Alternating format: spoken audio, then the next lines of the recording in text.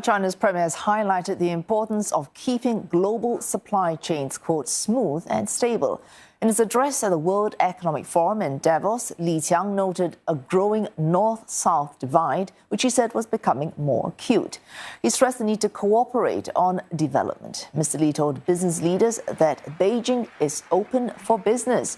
He said China's economy had rebounded and moved upward and was likely to have grown 5.2% last year.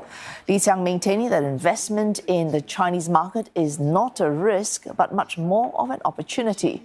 China is grappling with a sluggish pickup post-pandemic, further hampered by a persistent slump in real estate. The Premier is the most senior Chinese official to show up at Davos since President Xi Jinping's attendance in 2017.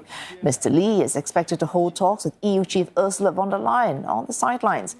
But it remains to be seen if he will meet US Secretary of State Antony Blinken. The World Economic Forum says more than 2,800 leaders from 120 countries, including more than 60 heads of state, are taking part in this annual meeting. The agenda will include discussions on a multitude of risks worldwide and a search for ways to maintain global trade. Let's bring in Lo Min again. Min, Li Qiang, they're putting a positive gloss on China's growth prospects. What other key takeaways did you have from his speech? Well, he gave us a hint of the state of the Chinese economy, saying that the economy is expected to have grown by 5.2% in 2023.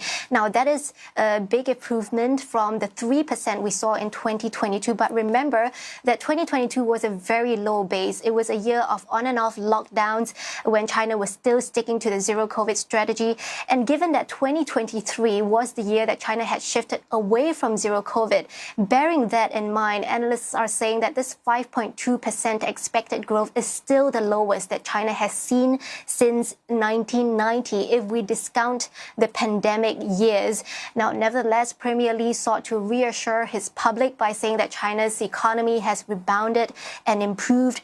He addressed concerns about China's shrinking population by saying that China's demographic dividend is turning into a talent dividend. And he also said that the number of people in the middle income group is going to double in the next decade. And so investing in the China market is going to be an opportunity and not a risk.